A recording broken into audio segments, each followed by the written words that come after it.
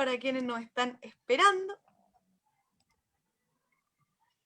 Ahí creo que estamos. Bienvenidos, bienvenidas, bienvenides a quienes nos están escuchando ya en esta tercera edición de los Laboratorios Constituyentes. Y si tuviéramos que decir Laboratorio de Filosofía Viral, ya no miento si vamos efectivamente en el 30, por lo menos vamos en el 30. La verdad no llevo la cuenta, pero por lo menos es el número 30.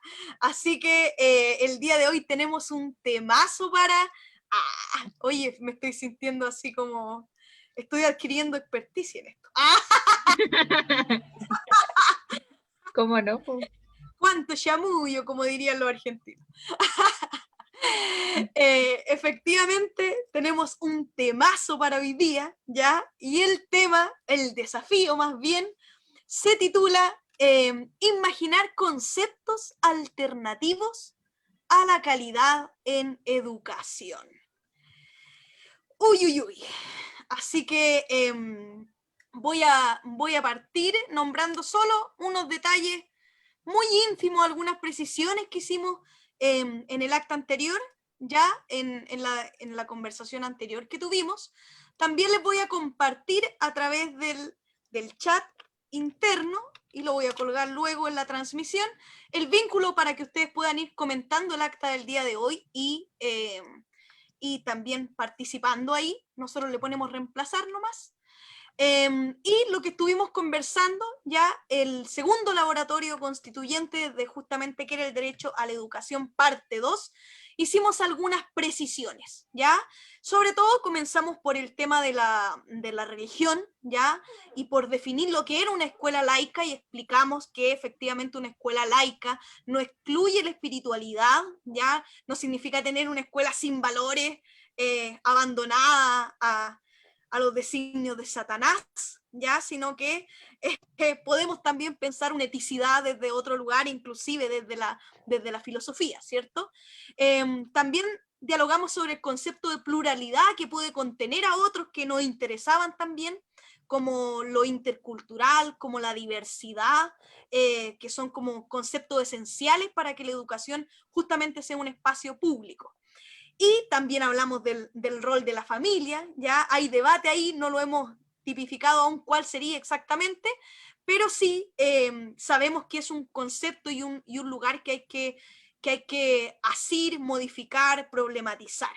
Ya también hablamos ahí con la intervención del esposo de Araceli, ¿cierto?, sobre la gratuidad, muy pertinente, que nos explicó que proviene de los liberales ingleses del siglo XIX, ¿ya? Y que justamente tiene que ver con la igualdad de acceso, ¿ya? Porque si no es gratuita, justamente no puede ser obligatoria. Y que tiene relación también con la construcción del concepto de ciudadanía, una ciudadanía letrada. En ese sentido, igual podríamos decir, y aquí me estoy pegando un salto, ya me pueden hacer bolsa después que termine, que el derecho a la educación es bastante interesante porque como que nos habilita para otro tipo de derechos. No sé si pensamos en el derecho, la libertad de opinión, el derecho a participar en la vida política, el derecho a cualquier cosa, en realidad uno podría pensar a su vez qué serían esos derechos, ¿cierto?, sin el derecho a la educación de por medio. Es como un derecho habilitante, por decirlo de algún modo, presuroso. También hablamos de por qué se incorporaba este concepto de inclusión, ¿ya? Y entendíamos que era fundamental para abrir el debate sobre la no discriminación en las escuelas, ¿ya? Pero ahí también se abrieron otras deudas pendientes, como considerar la lengua en lo intercultural. La Constitución de Bolivia dice algo que yo no manejo, no sé si alguna de ustedes, pero habla de una educación no intercultural ni multicultural, dice intracultural. No sé, si alguien tiene la definición de ese concepto, sería bastante interesante como tirarlo al debate también. Y hablamos de este proceso constitucional, ahí tuvimos unas precisiones jurídicas bastante necesarias, ya que sí, que implica también esta juridización, ¿cierto? Y hablamos de los derechos esenciales que debería tener esta constitución, de que era necesario asegurar la soberanía popular en el preámbulo de la Constitución como una declaración de principios, ¿ya? Y que también toda declaración negativa que podamos hacer en torno a la educación, ¿ya? Por ejemplo, no discriminación, tenía un aspecto positivo, en el sentido positivo del latín possum, ¿cierto? Poner algo. Y que, por ejemplo, la no discriminación tenía como contrarrelato, ¿cierto? Podía tener, por ejemplo, la enseñanza en la lengua materna, por ejemplo, en la lengua de los pueblos originarios. Así como una educación no sexista significa una educación feminista, etc. Y también que los derechos tenían que declararse como propios del pueblo y no cedidos por el Estado. Eso en términos muy generales para tener como base para esta conversación de hoy día, ¿cierto? Sobre lo que debiéramos considerar o cómo podríamos hablar, voy a decirlo de modo con un oxímoron, así como, ¿cómo podríamos hablar de calidad en la educación sin decir calidad? ¿Ya? Sin hablar de calidad. ¿Con qué criterios alternativos podemos pensar la educación? Entonces, esa es la invitación, ¿ya? Yo voy a ceder la palabra mientras voy a buscar una definición que vi que nuestro colega Sebastián puso por ahí sobre justamente la calidad en educación y que sin duda alguna es necesario evaluar. Así que mientras yo psicopateo el perfil de Sebastián, alguien si lo desea puede pedir la palabra, añadir algo a lo que dije antes, aquí ya lo tengo. Y se los voy a leer, literal. Son 2 párrafos no muy grandes, pero por favor tomen nota de lo esencial de este concepto. Dice, se entiende por educación de calidad, ¿ya? Esto está tomado de la Agencia de Calidad de la Educación, institución que concordamos que había que abolir. Y dice que se entiende por educación de calidad un proceso formativo integral que pone en el centro al ser humano en su totalidad, promoviendo un desarrollo consistente e integrado del conjunto de sus dimensiones, incluyendo la dimensión espiritual, la ético-moral, la cognitiva o intelectual, la afectiva, la artística y la de desarrollo físico, entre otras, y que se orienta a proveer oportunidades de desarrollo e integración social al conjunto de los niños, niñas, jóvenes y adultos de manera equitativa e inclusiva, previniendo la discriminación y la segregación de cualquier tipo, garantizando que todas y todos puedan ser ciudadanos autónomos, responsables, proactivos y críticos.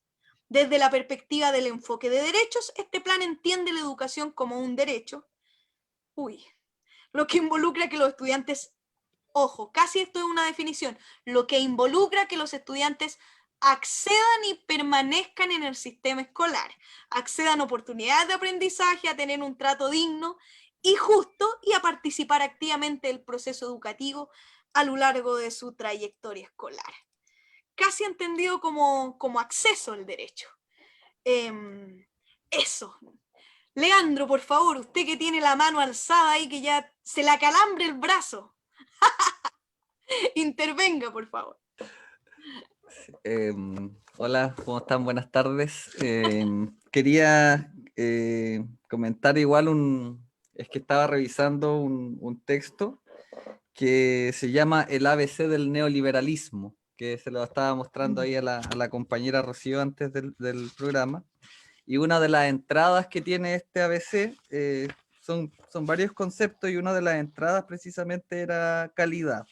Y hace un recorrido así como genealógico por el concepto, pero me parece que lo interesante de lo que se plantea, más allá del recorrido que se hace, es cómo se ve, y me parece que en un laboratorio anterior alguien comentó cómo se asocia el concepto de calidad a cualidad, como si fuera como algo prácticamente similar o lo mismo, como la calidad como si fuera lo mismo a cualidad, y el concepto de cualidad como en contraposición o como la otra cara del concepto cantidad, y cómo cualidad y cantidad se van como convirtiendo en un solo concepto para la educación, y cómo la calidad o la cualidad se vuelve medible.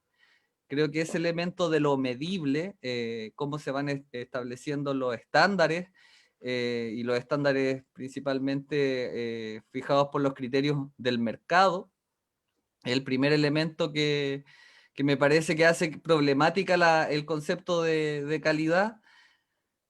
Y por otro lado está lo que también le comentaba ayer, la Rocío estaba recién en un programa también discutiendo sobre el derecho a la educación y cómo se ha naturalizado el concepto de calidad a partir también de un movimiento estudiantil que exige calidad. Es el movimiento estudiantil, ¿cierto? De secundarios, de universitarios, cuya consigna fundamental era necesitamos una mejor calidad de educación. De ahí se toma, creo yo, por lo menos por lo que tengo memoria de lo que han sido de los movimientos estudiantiles de los que uno también ha sido parte, en tanto cuando fue estudiante, y de ahí el concepto de calidad creo que se va deformando, ¿cierto? Y lo toman, por ejemplo, para poner esta famosa agencia de la calidad, etcétera. Pero también creo que ahí yo me gustaría poner como un último elemento, que está este concepto de la excelencia también. Creo que está muy asociado a esta idea de calidad, está la excelencia, y hoy día se habla de los colegios, las escuelas, liceos con excelencia académica, ¿cierto? Que son los famosos bicentenarios, algunos, ¿cierto? Que tienen la banderita afuera, ¿cierto? Que flamea el viento de la excelencia académica. Y esa excelencia es como el máximo punto de la calidad, ¿cierto? Cuando ya no hay más, como que ya pasar, no hay nada más allá de la excelencia, ¿cierto? Es como la perfección prácticamente. Y lo otro es cómo hoy día también se configuran los estándares internacionales, y hoy día también tenemos, ¿cierto? El ISO, que es como uno de los famosos estándares internacionales, que también funciona en las revistas indexadas y en una serie de otros controles de calidad de una serie de otros productos que se mueven al interior del mercado.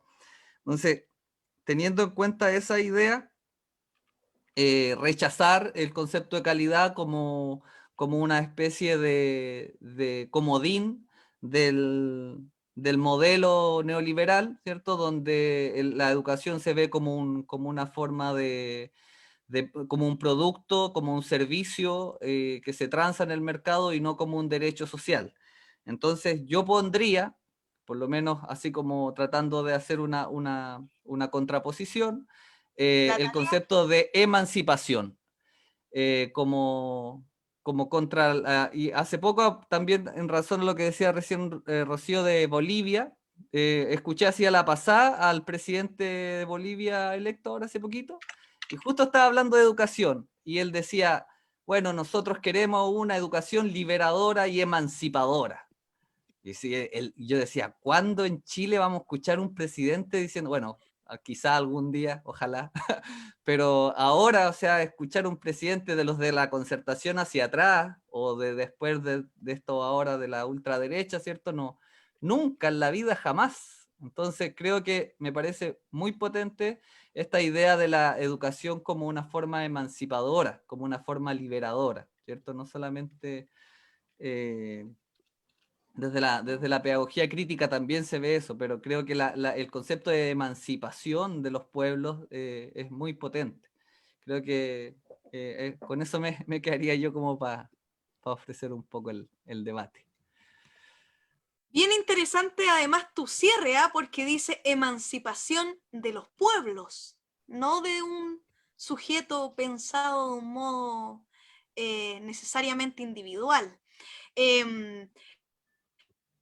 Catherine creo que está pidiendo la palabra.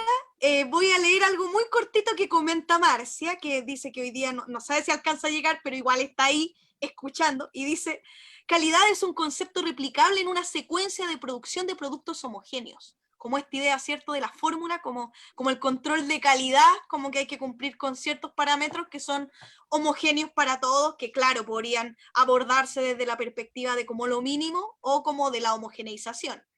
Colega, Catherine, dele nomás. Hola a todos y todas. Qué bueno, nuevamente por el espacio, agradezco. Y bueno, después de tremendo discurso, ¿no?, que nos da Leandro, me parece que no sé si mis palabras van a ser tan precisas, van a poder expresar lo que realmente quiero expresar, pero me hizo mucho sentido lo que Leandro, sobre todo al final, dice, bueno, durante toda su trayectoria. También quería hacer un alcance al concepto de calidad y además tomarme un poquitito de esto que dice, que no lo había pensado Leandro, sobre que calidad en un momento de nuestra historia fue además un concepto que los mismos estudiantes pidieron. Entonces, pensando un poco en de dónde vienen estos conceptos que se integran a la educación, como por ejemplo las competencias, la calidad, etc.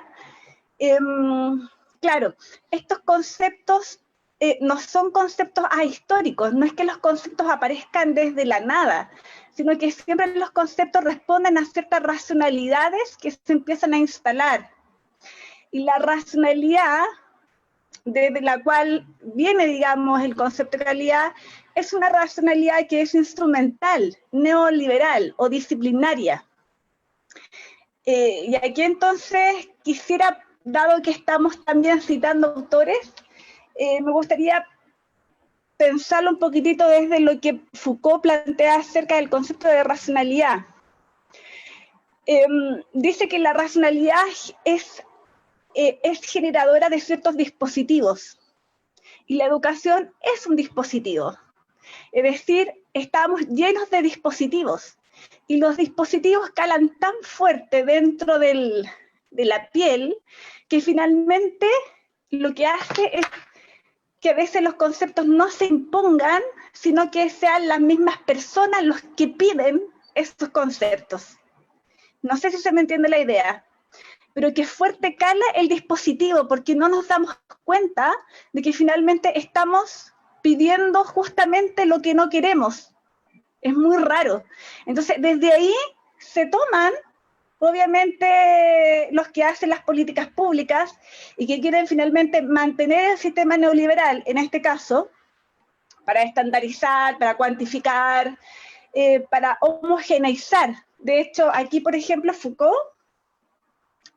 plantea, por ejemplo, que los dispositivos que usan la racionalidad disciplinaria son para reducir la diferencia, homogeneizarla, docilizar y maximizar la utilidad del cuerpo, o sea, garantizar la sujeción a un orden establecido. Entonces, claro, pensando en que nosotros estamos haciendo estos encuentros ahora, abocados a esto de qué es lo que se va a escribir en la nueva Constitución sobre la educación, es súper interesante pensar que es justamente lo que nosotros en una mayoría, fue el 78,20 y tanto por ciento, el que pide otra cosa. Es decir, no queremos homogeneizar, no queremos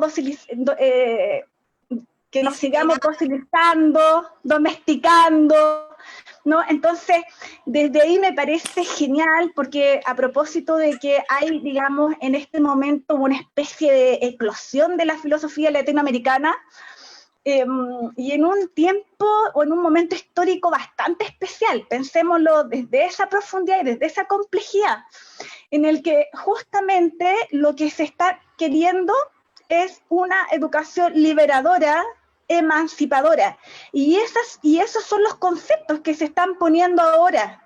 Entonces, me parece excelente que nosotros también tengamos este espacio donde podamos hablar de una educación, por ejemplo, desde la pedagogía crítica, pero pensando también en un concepto que vaya más allá del concepto o de la racionalidad neoliberal, ¿no? Pensándonos nosotros también como latinoamericanos. No sé, eso por ahora se me ocurre. Pero... Muchísimas gracias, colega. Además tiene mucho sentido lo que tú dices, ya con el tema de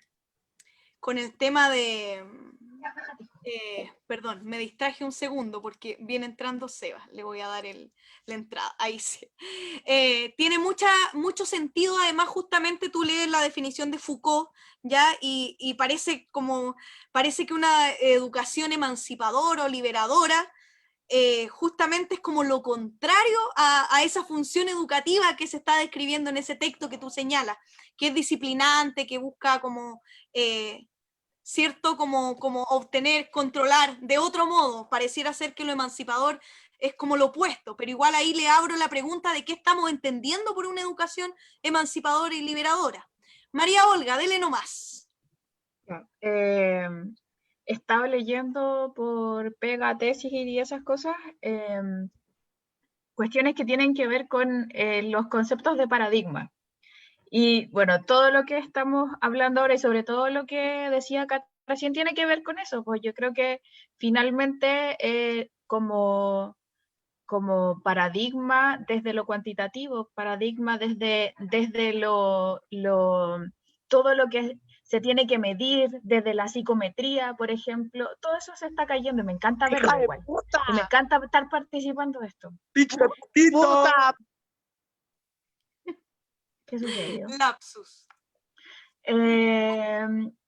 Y eso. Perkin. Ay, ¿qué onda?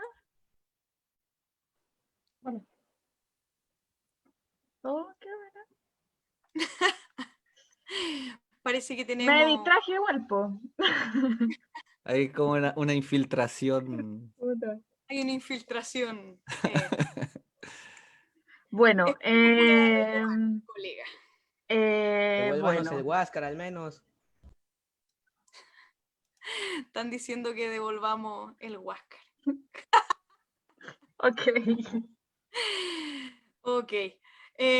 María Olga, bueno, cuéntenos. la Voy a cuestión poner eso, a porque la espera a quienes no conocemos para evitar cualquier... dele nomás, colega, cualquier interrupción. eso, que estaba leyendo como las cuestiones que tienen que ver con filosofía de las ciencias de Kuhn y de Joan Bert, que es una autora que plantea la evaluación desde los paradigmas. Entonces, claro, a partir de lo que decía Catherine recién y de lo que plantea Foucault, claro, para mí es como evidentísimo que estamos viendo un cambio de paradigma que se está rompiendo o ya se rompió en realidad, no que se está rompiendo, si se viene rompiendo desde hace mucho rato. Todo lo que tiene relación con entender a las personas como únicamente como objetos y que todo es cuantificable, que deviene también de la psicometría, que tiene que ver con las maneras de entender a las personas absolutamente desde lo medible y me hace también mucho sentido con lo que decía Leandro recién, pues, o sea, esta manera en que se igualó el concepto de calidad con cualidad, que es absolutamente distinto y son contradictorios según mi perspectiva, también Aunque responde a esto. solo un detalle, etimológicamente son lo mismo. Viene de qualitas, que significa cualidad.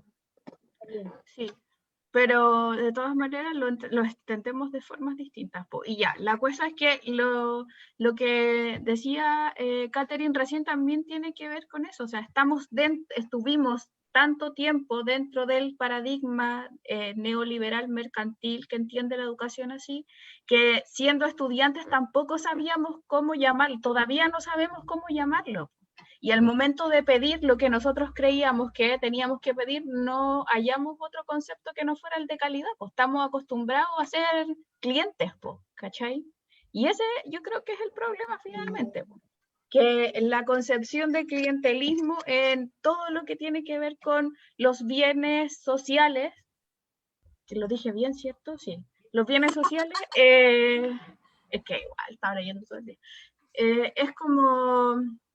Debatimos en el anterior si lo consideras o derecho eran como opuestos. Tiene que ver con eso, o sea, nos entendemos de esa forma y salir de ese lugar nos va a costar caleta, yo creo. Muchísimas gracias, colega. Lo logré igual,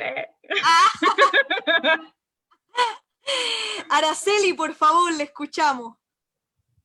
A ver, yo tengo varios líos aquí, que tienen que ver con las definiciones de los conceptos. Para mí es bastante complicado, puede ser ¿cómo se llama? Un defecto mío, pero a mí me resulta muy difícil poder hablar de ciertos temas si no se define claramente los conceptos de los que estamos hablando.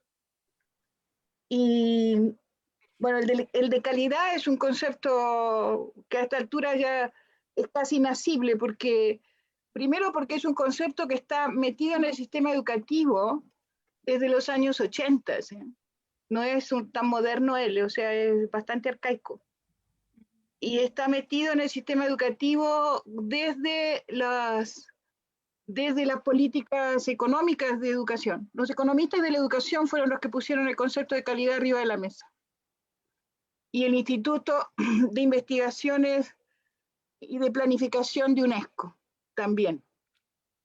Entonces yo creo que ese es un concepto que no es un concepto, nos va a dar mucho trabajo sacar a la calidad de arriba de la mesa, ¿sí? Pero mucho. Porque además está muy cargado primero desde la cosa económica y desde las temáticas económicas como tales, y después está muy cargada y ligada al concepto de evaluación. Cuando uno piensa en la agencia de calidad, lo que hace la agencia de calidad es evaluar. Eso es su oficio. Y eso significa que, como bien decía María Olga, seguimos adentro del paradigma de los insumos y los productos. O sea, en un paradigma absolutamente económico. Entonces, hay un gran tema que se llama la calidad, pero hay unas prácticas de esa calidad en la cotidianidad de las escuelas que tiene que ver con los procesos de evaluación de las instituciones educativas en general, no solo en relación con la escuela, sino también en los liceos y en las universidades. Lo que mencionaba Leandro recién, o sea, esta historia de los puntajes sobre el paper, la investigación, el proyecto que se ganó, el no sé qué y no sé cuánto en la universidad, ha transformado a la universidad en lo que no es una universidad. O sea, la idea de universidad no tiene nada que ver con las estadísticas de costo-beneficio que se hacen para definir si la evaluación que tienen los académicos es la correcta, cuando la evaluación en realidad es simplemente poner una marca, cuántos papers publicó este año, en qué revistas publicó, cuántos proyectos se ganó, cuánta plata ingresó en la universidad, y se acabó el cuento. O sea, no hay ni una evaluación sobre si esos papers tienen un concepto nuevo, si hay un aporte científico, filosófico, humanístico al conocimiento.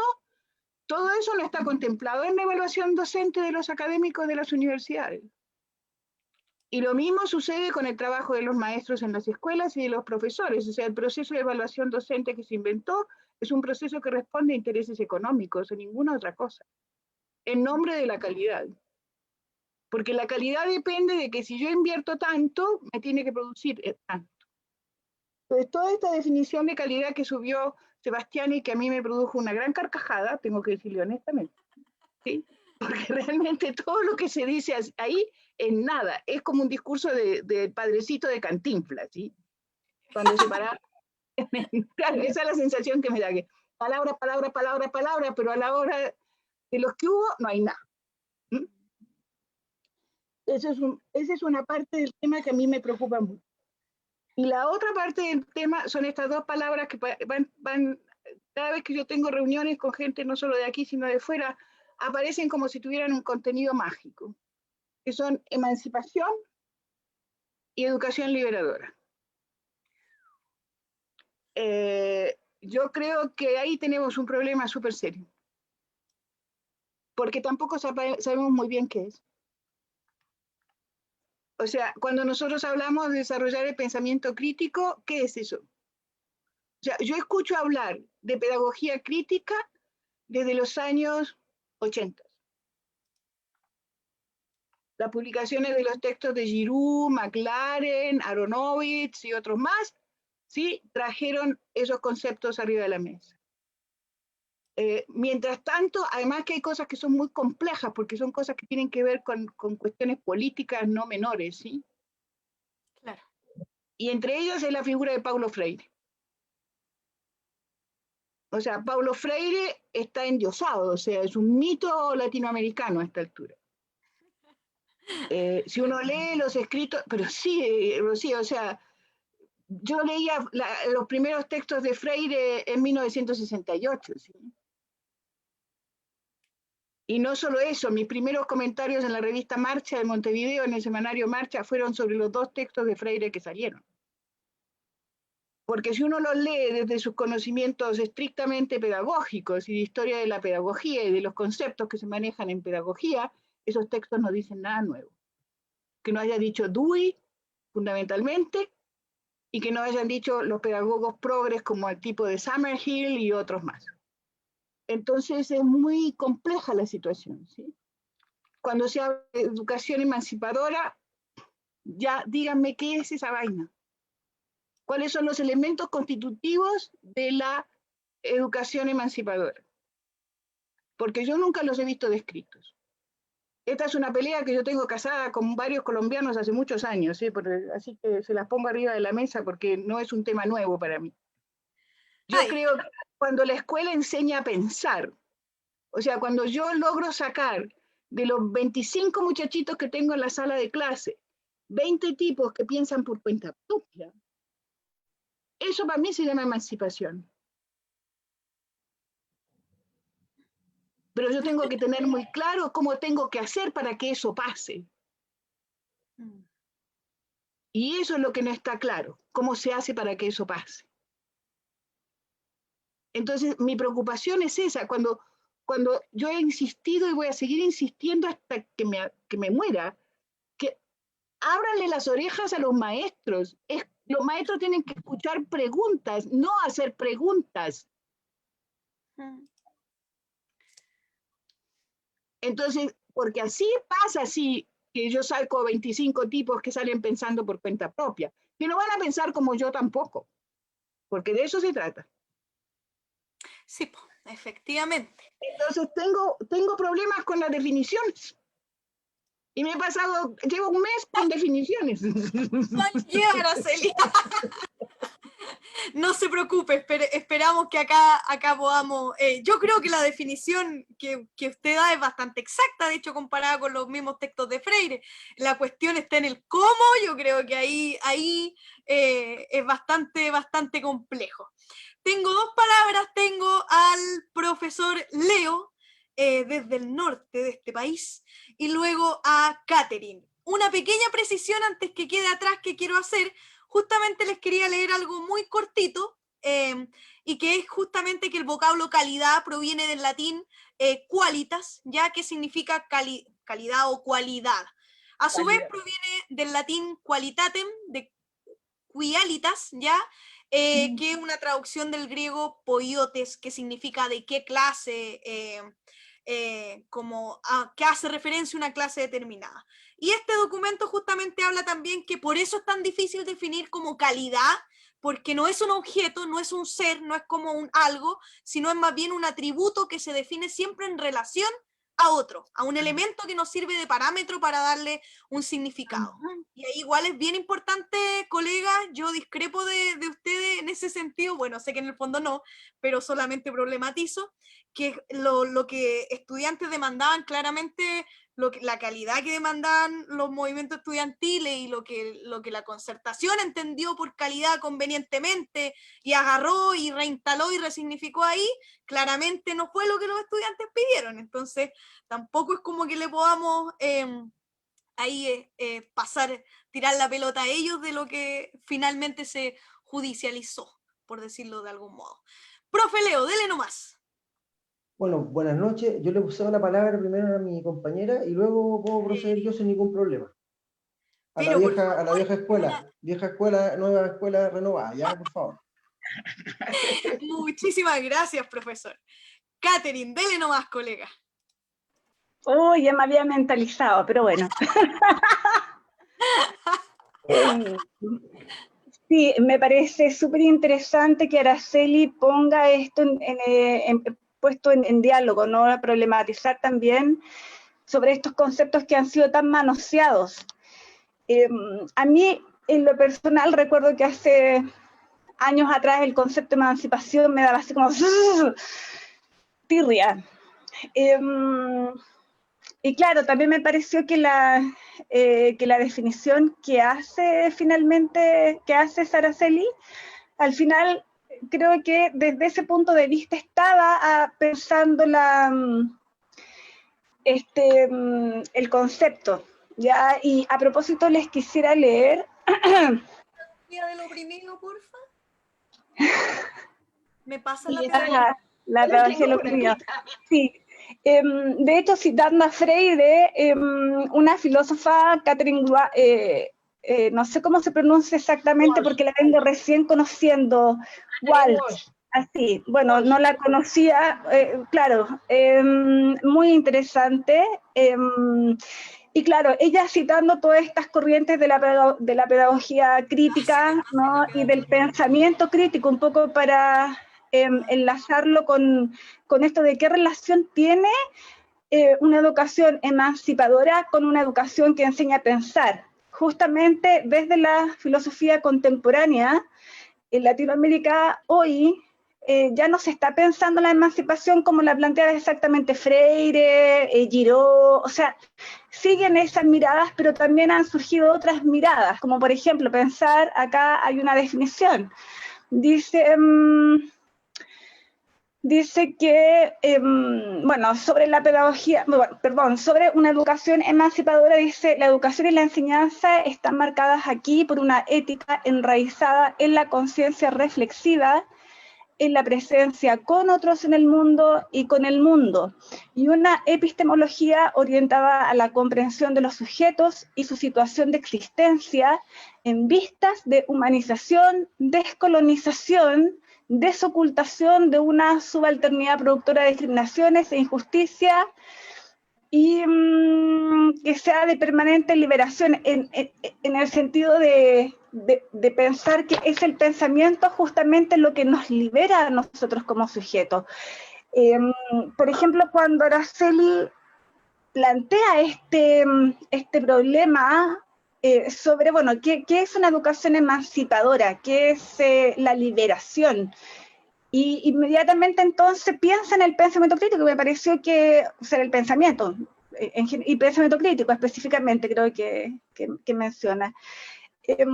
Y justamente es porque las filosofías contemporáneas latinoamericanas, que por lo menos he leído últimamente, dicen relación con eso, ¿no? Que hay efectivamente una propuesta, y esa propuesta es el cómo lograr hacer una educación emancipadora como efectivamente en aula.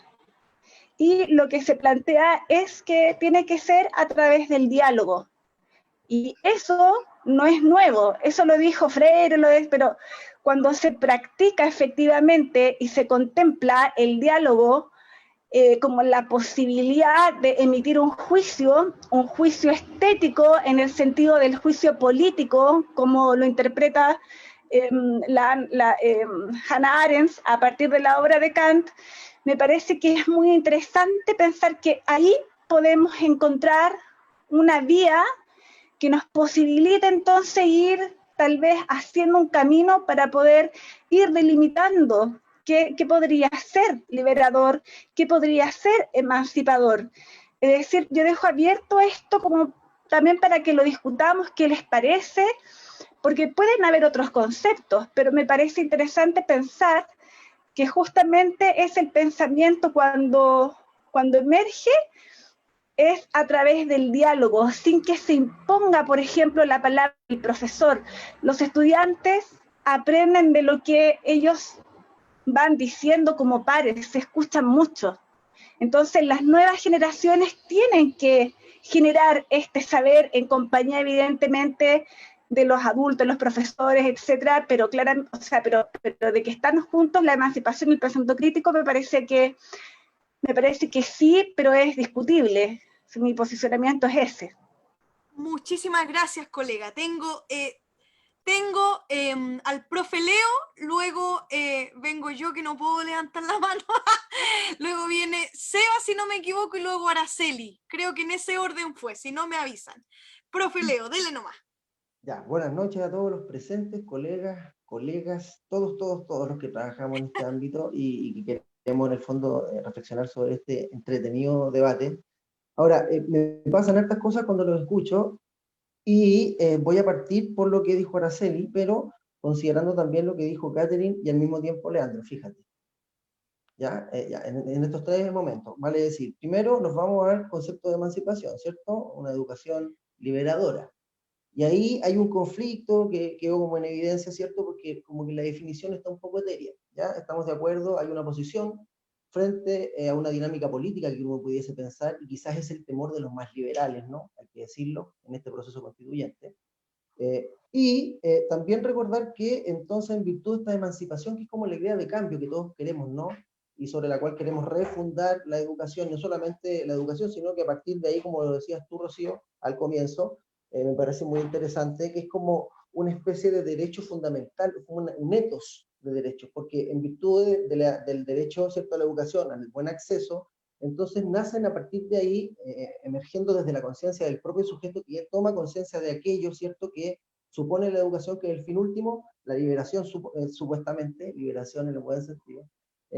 Entonces, cuando se genera esto, y nos preguntamos si es posible emanciparnos ahora en un proceso constituyente, se me generan varias dudas, precisamente porque ya la excelencia se sintomatiza. Y no solamente se sintomatiza en términos prácticos, sino que también lo vemos en términos regionales. En nuestra región completamente, y mandé, no sé si lo vieron, un link de una estrategia regional precisamente de la UNESCO, como bien lo decía nuestra compañera Araceli, antecedentes y criterios para la elaboración de políticas docentes en América Latina y el Caribe, y específicamente en la página 10, para que si lo quieren ver, aparecen los criterios de la calidad, como algo así como una especie de criterio esencial para poder generar una verdadera educación. Es como la esencia de lo que nos están tratando este informe. Y que es importante entonces que el gobierno y no solamente el gobierno, sino que también todos los entes gubernamentales que tengan relación con la educación, lo que pasa en el fondo en términos neoliberales, que es lo que una idea de clientelismo, ¿cierto?, donde todo parece funcionar, pero en realidad cada quien cumple un rol que está denotado, y si tú no eres parte de esa fracción de segundo, el sistema, ¿cierto?, te bota y te quedas sin pega. Entonces, ¿qué hacemos nosotros como seres humanos indolentes y frágiles en lo económico? Tratamos de, en la medida de lo posible, hacer lo indicado. Y ahí es donde se me genera este conflicto, precisamente porque estamos un poco anclados en el instrumental del neoliberalismo, en un proceso que parece ser liberador, emancipador, pero, y aquí es donde se me genera la problemática, si estamos viendo que los que van a redactar la Constitución ya empezaron a hilar ciertas redes microfísicas del poder, como decía también hace un ratito nuestra compañera Catherine, que se instalan en la realidad. Entonces, si esto está sucediendo ya en el proceso constituyente, ya en el proceso político, en donde aparecen figuras añejas, ¿cierto? Apareciendo con un discurso más progre y totalmente renovado, e incluso los mismos partidos que dicen cambiar este modelo, por ejemplo, el Frente Amplio, ha hecho una continuidad, ¿cierto?, de labores que uno te hace pensar como ciudadano, oye, a ver, si está sucediendo esto en las grandes esferas de poder, que no es precisamente donde nació el proceso constituyente, porque este es un proceso constituyente de base, entonces me genera problema pensar que vamos a ser capaces de preguntarnos realmente, o ser capaces realmente de generar otro concepto diferente al que no sea de la excelencia y que no sea instrumental. Y no con un afán negativo, ¿cierto? Y poco liberador, o incluso cierto liberal. No, para nada, sino que el temor precisamente de lo que instala Araceli, vale decir, nuestra incapacidad de ponernos de acuerdo, ¿cierto?, a la hora de poder definir ciertas cuestiones que son importantísimas. Y ahí es donde se me viene a la cabeza Nietzsche, la genealogía y la historia de Foucault. No sé si lo conocen, es un texto muy enriquecedor, yo lo ocupé para hacer mi tesis, fue muy, muy, muy bonito encontrarme con ese texto, y ahí entonces precisamente es donde pienso que estamos hoy día en un cambio de paradigma, que ahí otra colega lo nombró, y este cambio de paradigma representa, por lo tanto, un cambio epocal, un choque, ¿cierto?, en el cual el ser humano, en este caso, siguiendo la literatura de Foucault, nos promete o nos presenta dos momentos. Por una parte, lo que emerge, vale decir, el proceso constituyente, y por otra parte, lo que procede de ese proceso, vale decir, nuestro anclaje neoliberal, ¿cierto? Los leones, jaguares de Latinoamérica, la raja, ¿cachai? Los más bacanes. Entonces, creo que nos va a costar ponernos de acuerdo primero en el proceso constituyente, y ahí también se me da un problema que va por otro lado, pero igual lo voy a mencionar, que me da la sensación de que si esto se prolonga, el proceso constituyente puede desvanecerse tal cual como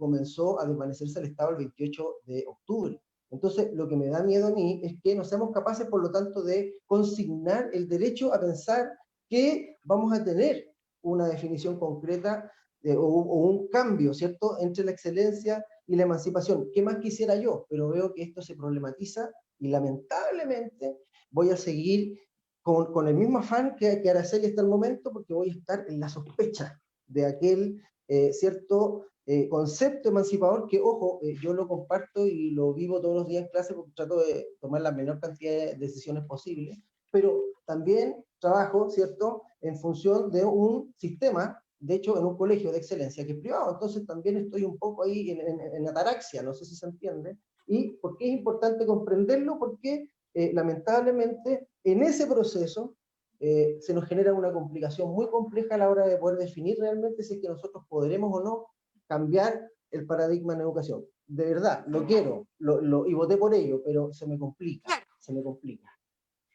Muchísimas gracias, colega. Bueno, la precisión que quería hacer yo en realidad es bastante mínima. Yo creo que la propuesta de Freire, yo siento que está algo clara, lo vamos a problematizar, por supuesto, pero a mi parecer, siento que la acción principal, ¿cierto?, de una educación emancipadora o liberadora, ya tiene que ver con la cuestión de la autonomía, ya con la cuestión de la soberanía, que en el fondo no puede ser sin la autonomía, ya en el sentido casi etimológico nuevamente de la palabra, ¿cierto?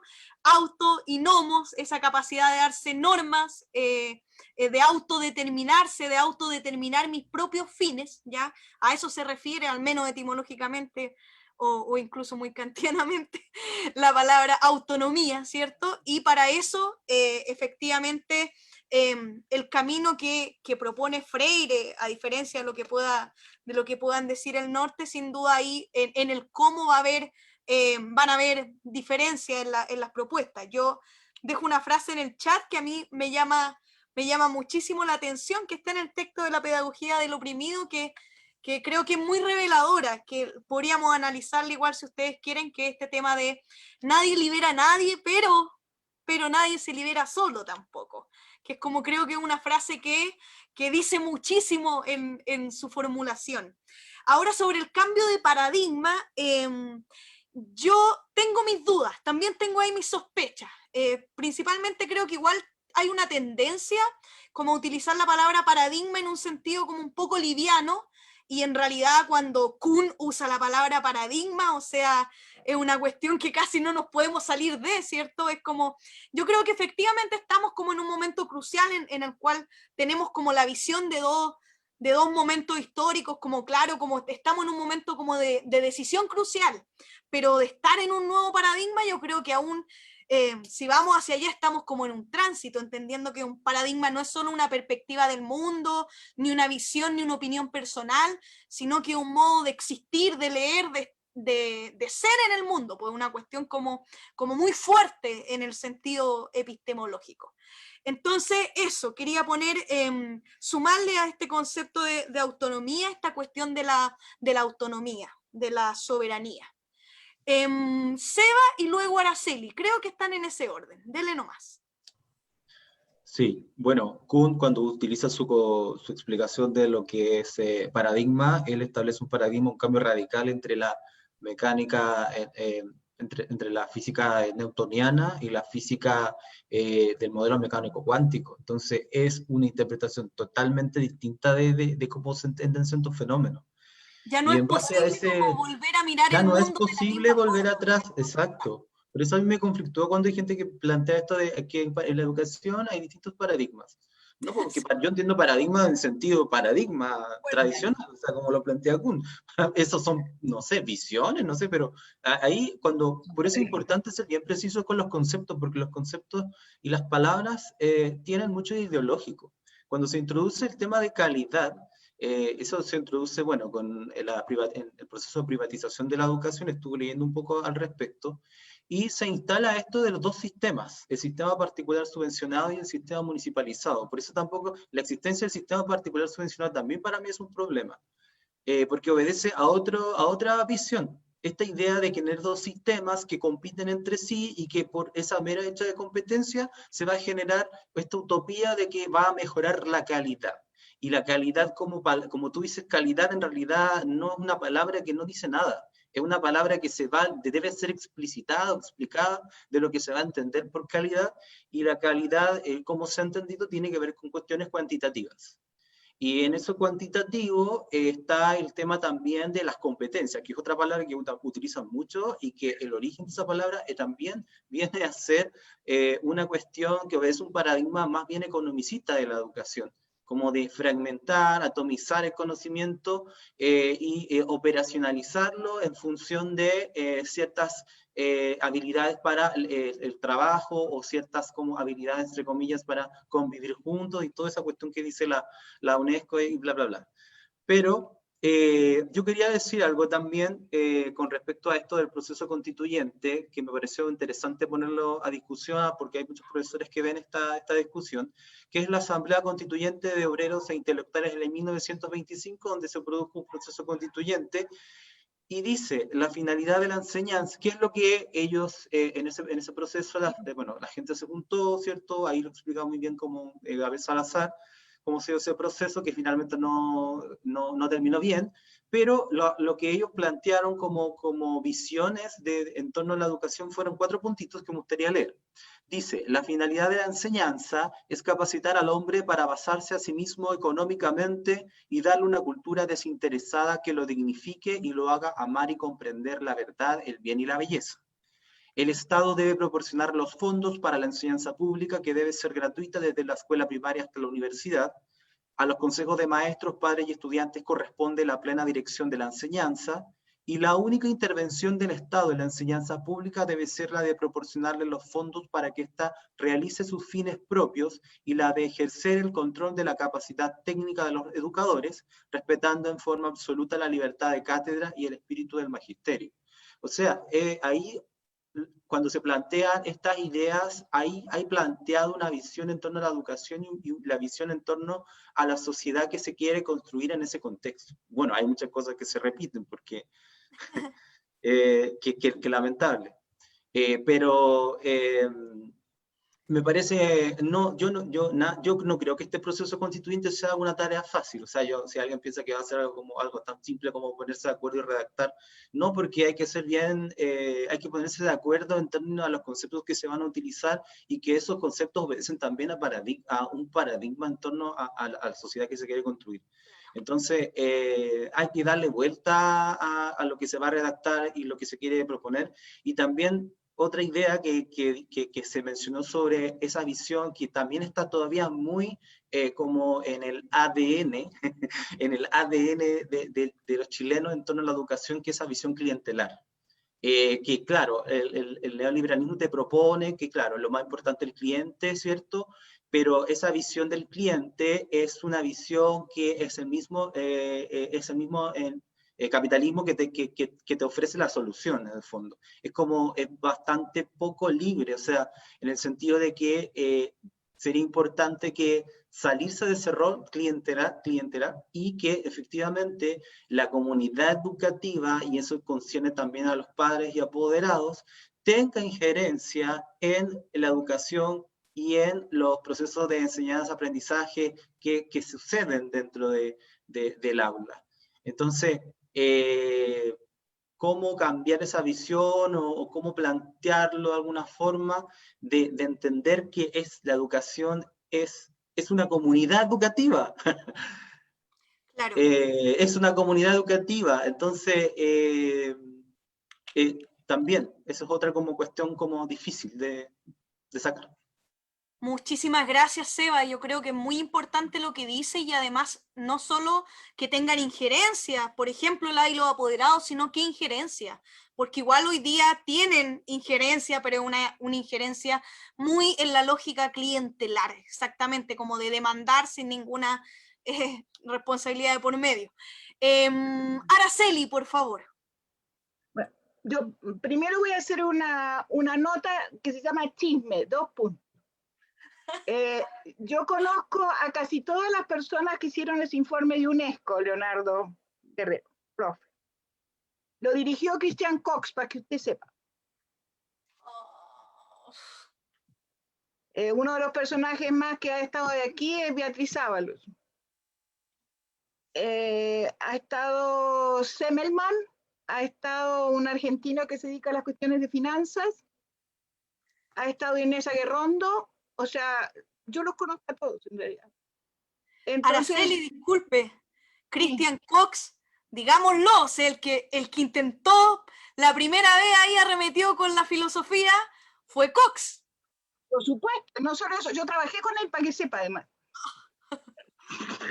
Él me llamó a mí, además, no fui a pedir trabajo. Pero bueno, lo conozco demasiado bien y lo conozco hace mucho tiempo. O sea, yo lo conozco cuando él volvió de Inglaterra con su tesis doctoral, que yo me llevé para Colombia, y se la mandé en los comentarios. Debo haber sido los pocos personajes que ha leído su tesis doctoral. Y una tesis cuyo tema es la relación entre Foucault y Bourdieu. Es muy buena la tesis. Entonces, bueno, yo tengo otros problemas aquí. El concepto del diálogo, y como he andado metida en el siglo XII y en el siglo XIII, y XIV y XV, o sea, no he logrado pasar del XVI para este lado, es un concepto muy arcaico en la relación con la enseñanza. Es tan arcaico como de esos siglos, ¿sí? Es decir, todo lo que se plantea cuando se habla de enseñanza está fundada sobre el diálogo. O sea, digamos que la trayectoria y el linaje es diálogo, dialéctica, didáctica. Entonces, es un concepto complejo, no fácil, y a mí me ha ayudado mucho volver a leer al maestro Aristóteles y a los viejos de estos siglos sobre el tema del diálogo, porque no es un tema menor. Porque además parte de las transformaciones que se producen en el siglo XV respecto de la enseñanza están fundadas sobre una discusión sobre el concepto de diálogo. Eso para hacer playa con el concepto de diálogo, ¿sí? La segunda playa, tengo problemas con algunos de los conceptos que muchos de estos personajes que le trabajan a la decolonización, a la liberación y demás, usan de la filosofía. Yo no soy filósofa, ustedes saben perfectamente, o sea. Según lo que usted cree, pues. Más bien soy una lectora de filosofía, que es otra cosa. Entonces, por ejemplo, hablan de la epistemología, y a mí cuando hablan de la epistemología, o yo soy muy alemana para mis cosas, y para mí la epistemología es la discusión sobre la relación sujeto-objeto y sus mediaciones, que la filosofía pone arriba de la mesa desde sus inicios, o no sé qué es. Y me hablan de las epistemologías del sur y se me paran todos los pelos. ¿Sí? Entonces, yo creo que hay conceptos que se manosean mucho, como bien decía Sebastián y decía Leo. O sea, hay que tener mucho cuidado con eso, ¿sí? Y los conceptos no viajan de una disciplina a la otra y la otra disciplina le pone el significado que se le da la gana, ¿sí? El concepto de paradigma se lo apropiaron los sociólogos y nunca entendieron qué era porque nunca leyeron a Kuhn, ¿sí? Entonces hay unos temas ahí que no son menores cuando se discuten de esos problemas. Y ahora me voy para las cosas que anotaste tú, Rocío, de Freire. El diálogo ya dije lo que tenía que decir. Yo no estoy de acuerdo con Freire sobre la relación entre educando y educador, porque para mí no hay una contradicción, sino una relación. una relación que tiene contradicciones y que tiene no contradicciones. Es una relación que se construye. Y donde además esta historia de que todos aprendemos todo no es cierto. Porque él mira la cosa desde la educación de adultos, pero yo lo miro desde la escuela primaria. Entonces, entre la educación de adultos y la escuela primaria hay un mundo de diferencias. O sea, los procesos de transmisión cultural, ¿sí? Son procesos que pasan de generación en generación. Y uno de los temas fundamentales es cómo se apropian esos procesos de contenidos culturales de una generación a otra para que esa cultura pueda ser transformada. Y ese es uno de los problemas que no hemos logrado resolver. Por más calidad que hablemos, por más una cantidad de cosas, ¿sí? Pero no. Entonces, yo creo que volvemos a los mismos líos que yo planteé antes. O sea, si vamos a hacer una propuesta constituyente, ojalá los conceptos que se usan tengan significados claros. Es mi única petición, porque si no, el Banco Mundial nos va a seguir diciendo que quieren decir las cosas. Y yo estoy un poco saturada del Banco Mundial y su definición. Entonces creo que hay una cosa bien importante, o sea, que es mirar con mucho cuidado cómo se manipulan los significados de los conceptos y traer los significados originarios e instalarlos en el espacio que corresponde. Y en los territorios donde nacieron, se transformaron, ¿sí? Pero no andar paseándolos para un lado y para el otro porque no conseguimos nada. Y me interesa mucho lo que estáis haciendo, María Olga, de tesis. A lo mejor puedo pasarte un paper que yo escribí hace muchos años sobre los paradigmas y el concepto de paradigma y la construcción de saber pedagógico. Todo me sirve. Ah, no, igual.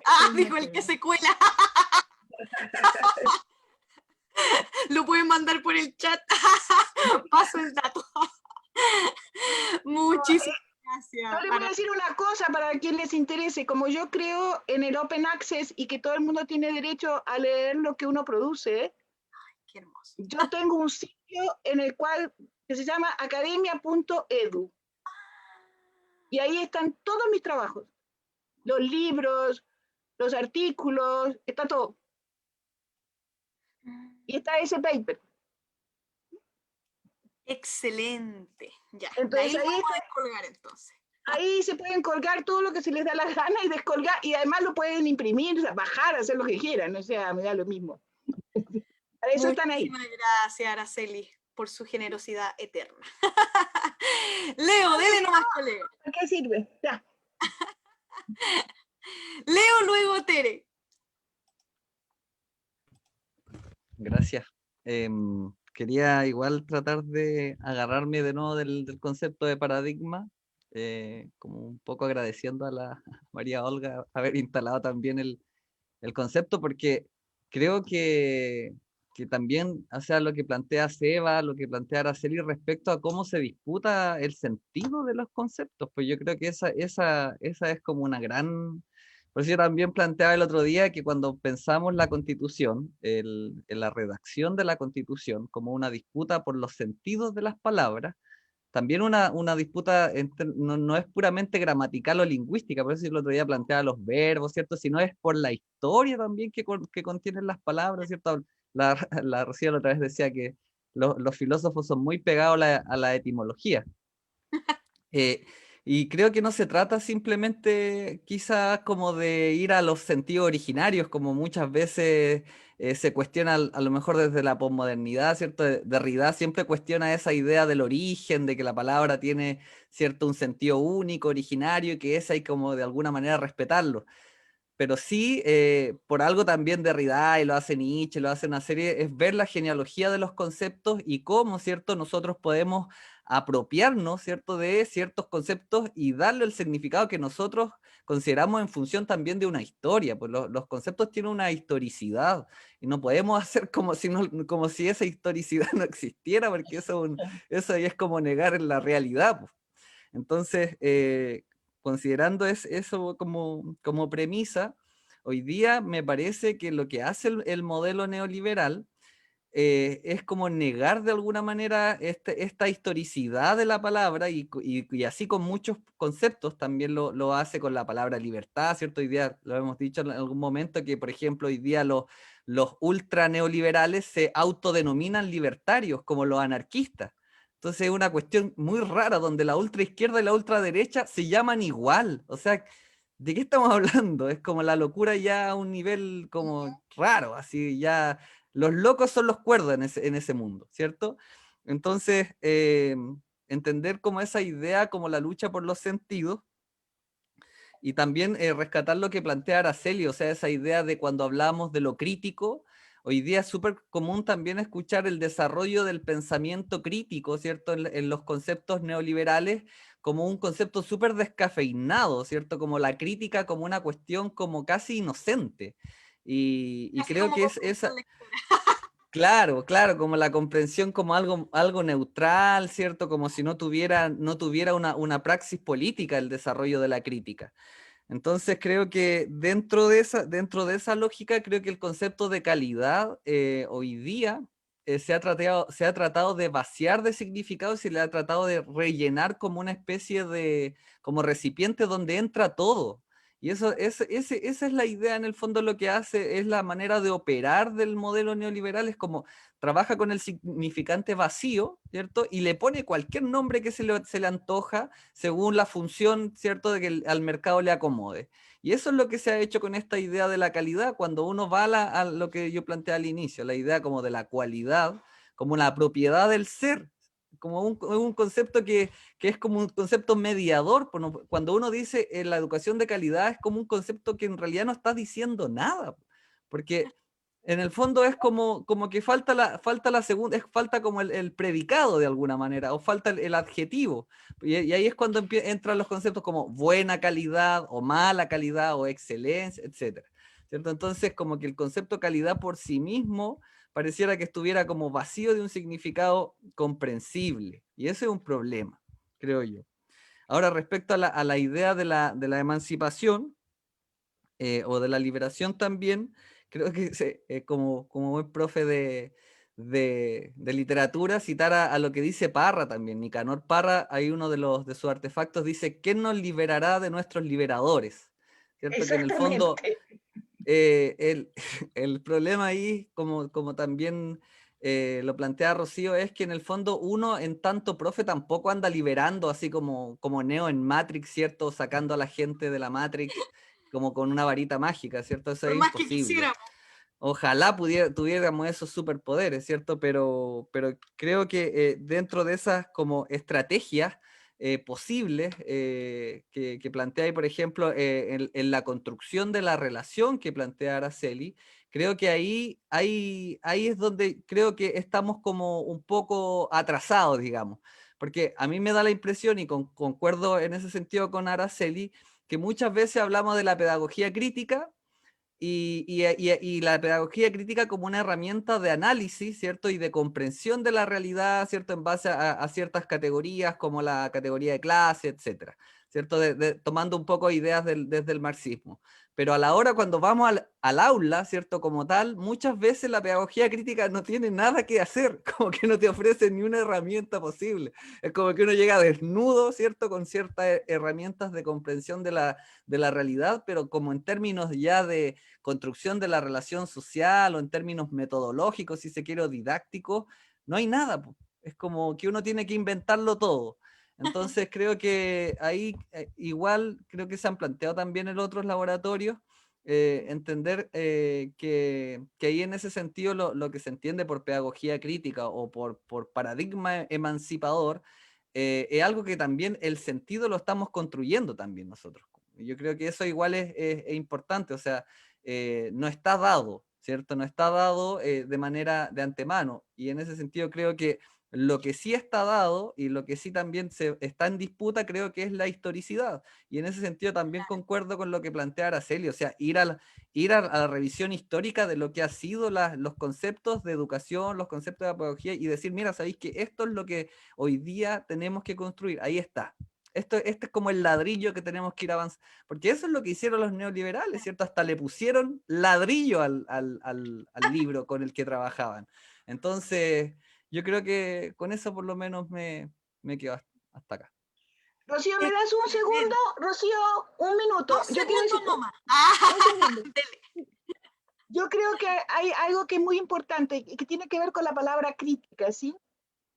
Yo llevo 3 meses desde que me mudé buscando un libro de Connerton que se llama La tragedia de la ilustración, que es un texto de crítica a la teoría crítica de la Escuela de Frankfurt, donde se define la palabra crítica y el origen desde crisis. Porque entonces aparece como la palabra crítica es poner en cuestionamiento, porque la crisis, el médico lo que hace en la tradición griega es poner en cuestionamiento todos los síntomas que ve para decidir. Entonces, es una palabra súper fuerte y además, porque cuando se habla de crítica siempre se habla de Marx.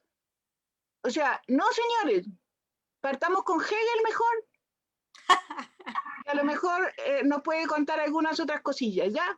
Entonces creo que, y si vamos a leer crítica, leamos a Marcuse, por favor. Porque si hay un teórico crítico de verdad, es él. Filósofo. Porque el Horkheimer y Adorno son sociólogos, así que esos son de otro calibre. Pero Marcuse es el filósofo de ahí. Y Benjamin. Esos dos tipos cuando hablan desde la filosofía, que no es un tema menor. Muchísimas gracias, Araceli. Ahora tengo una lista de mujeres. María Olga, Tere, yo, Catherine, y luego lo voy a leer después. Luego tenemos al colega Leo, que se nos acabe sumar. Dele nomás, María Olga. Ahora sí. Estoy un poco cansada. Se me olvidó lo que iba a decir. Si quieres te doy una pausa para que... No, sí, al final tenía que ver con un poco lo mismo, como que también decía Leo hace un rato atrás, y quizá con mi flexibilidad conceptual. No, pero... Es que yo soy una convencida también de que hay ciertos conceptos de que a pesar de que vengan desde otras disciplinas, otras los pueden utilizar, no sé si apropiar, se pueden interpretar. Y creo que para mí, profesora de filosofía, para mí investigadora social, me hace mucho sentido el concepto de paradigma en educación y en evaluación, que es el área donde me he especializado hasta el momento. Por lo mismo que creo que también el rasgo principal es epistemológico, porque al final estamos entendiendo, tenemos una comprensión del mundo y de los sujetos, las sujetas, todas las personas que habitamos en él y que estamos en él y que estamos también dentro del sistema y el acto educativo, donde generamos una postura. O sea, yo creo que igual es darle como seguirle dando vuelta, pero de una manera súper sencilla, es cuando yo he llegado a escuelas y les digo a los profes y como, oye, pero si al final para evaluar tú no tenés que solamente hacer pruebas de alternativa, ¿qué? La nota no es la evaluación, ¿qué? Entonces, si eso no es paradigmático, entonces, ¿qué? Eso. ¿Está para otro laboratorio? Está para ti. Muchísimas gracias, colega. Tere, dele nomás. Hola, ¿cómo están? Bien, qué bueno verla. Bien, sí. Sí, que estaba oscuro el otro día, se me cortó la luz justo.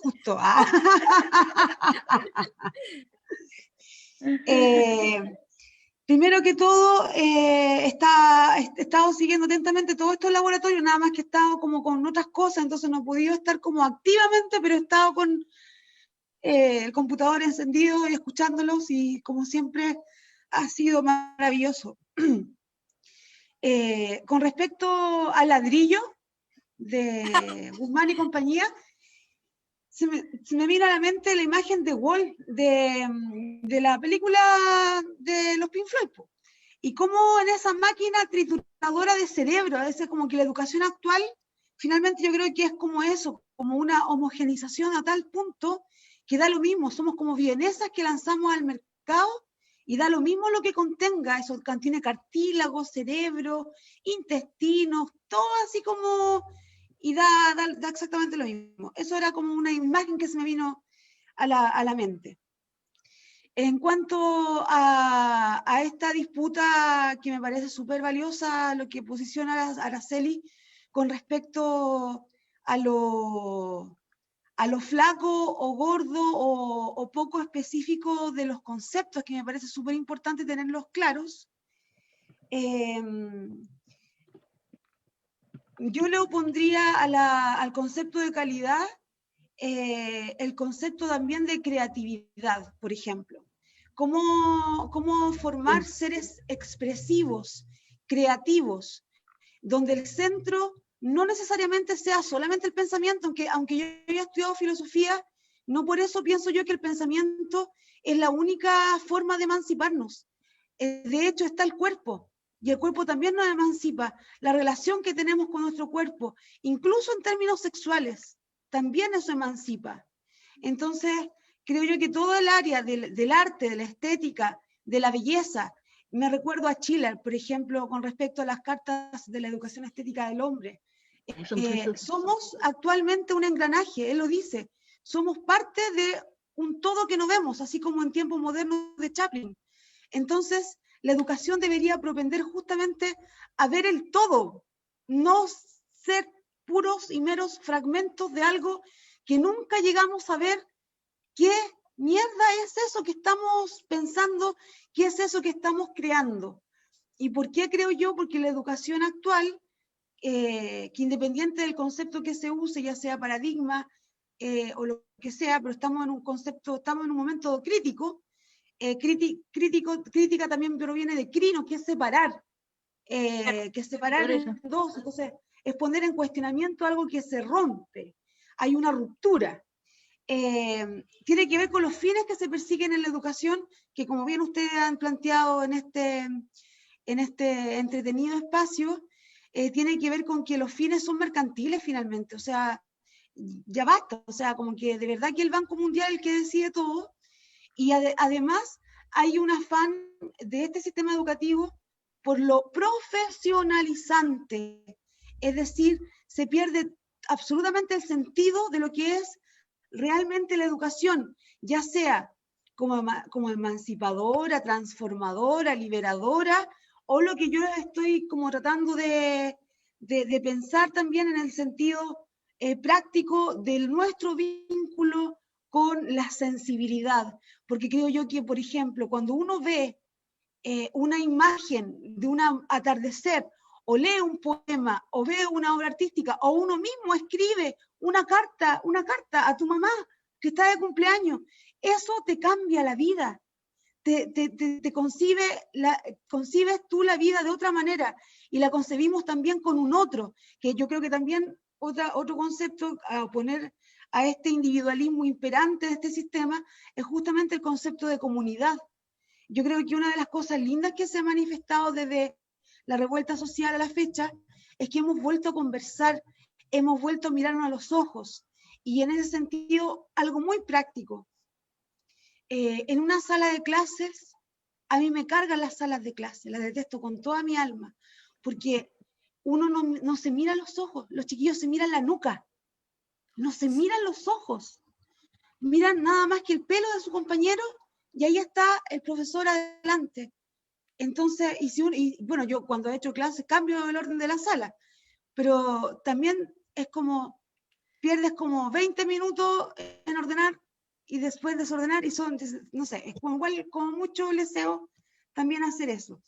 Y para terminar, yo creo que ese bello libro y necesario libro de Marcuse que se llama El hombre unidimensional, sí. Es muy antiguo, o sea, no es tan antiguo, pero es antiguo, y es un diagnóstico de nuestra sociedad contemporánea absolutamente vigente, y creo yo que eso, pues que tenemos que tender a lo cuadridimensional o a lo tridimensional, no solamente somos algo homogéneo, tú igual a otro, sino que somos, y ya no hemos hablado hasta el cansancio en este laboratorio también, somos diferentes, tenemos que valorar y querernos en nuestras diferencias, acogernos en nuestras diferencias, y no seguir atrofiando nuestro cuerpo y llegar a los 50 todo enfermo y con ataques de, no sé, con la presión alta y el azúcar, porque también tiene que ver, nuestra relación con el cuerpo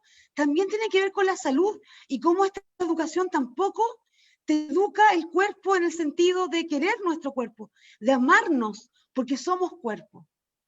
Eso. Muchísimas Bella. gracias, Tere.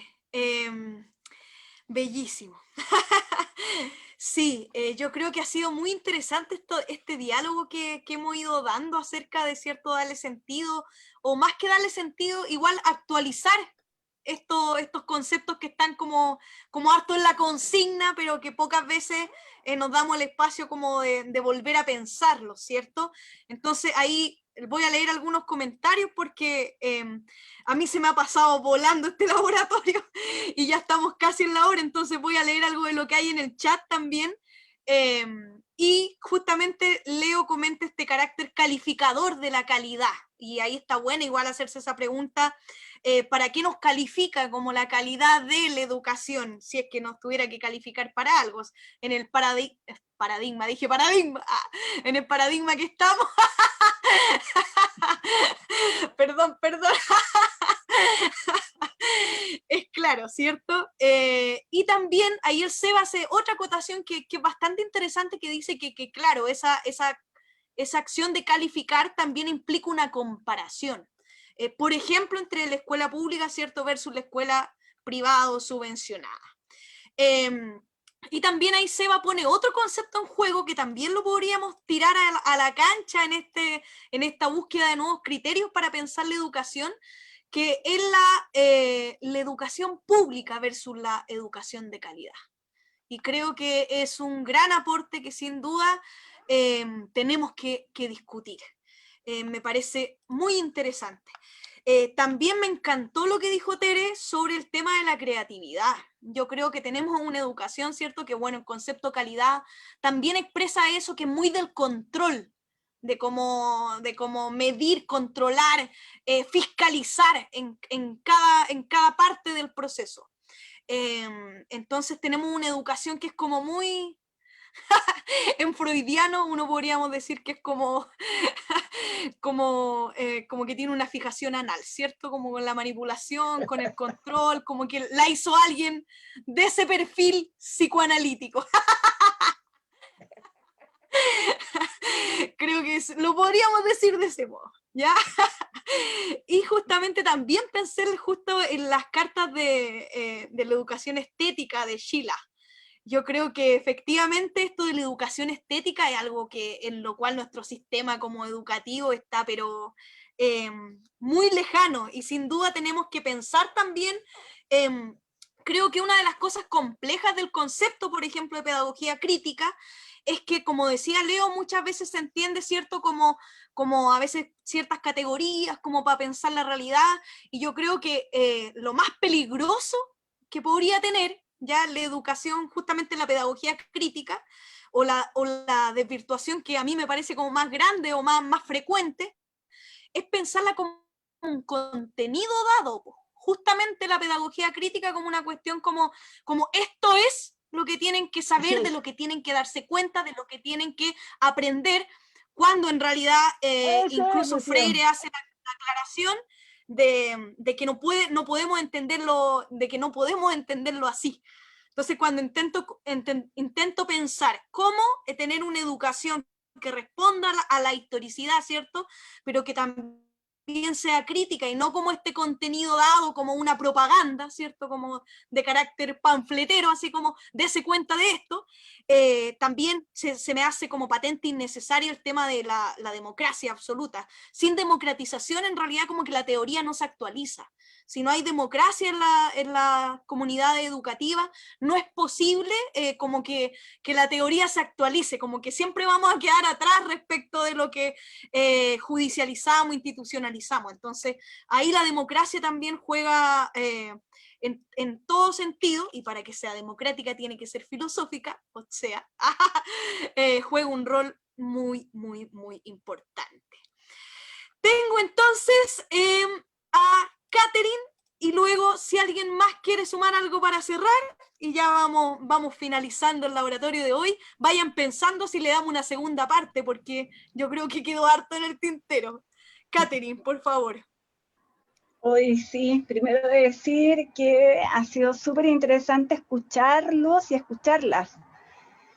Yo creo que este tema da para mucho y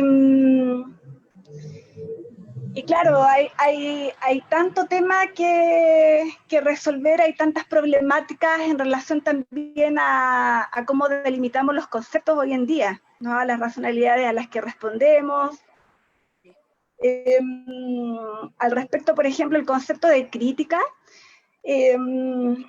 por ejemplo, ustedes, o sea, no, en relación al concepto de crítica, me estuve recordando del concepto de crítica de Foucault, ¿no? Y que también tiene que ver con esto de cuestionar lo que está dado, pero también donde el ejercicio es, digamos, poner en crítica significa no querer ser gobernado de tal manera, no solamente no querer ser gobernado, sino no ser gobernado de tal manera. Entonces, lo que invita esta crítica Foucaultiana es a repensar, un poco tomando lo que decía la María Olga, esto de, no sé, de disputarse igual la vigencia del concepto epistemología, que me parece súper interesante, porque hay otra epistemología cuando uno piensa, por ejemplo, en una pedagogía de la liberación, una pedagogía de la emancipación, porque este nuevo concepto de crítica, al que nos invita Foucault, al que nos invita, por ejemplo, también Butler y tantos otros filósofos contemporáneos, es a repensar la relación entre verdad, poder y sujeto, es decir, a generar otras subjetividades, donde, por ejemplo, se cuestione,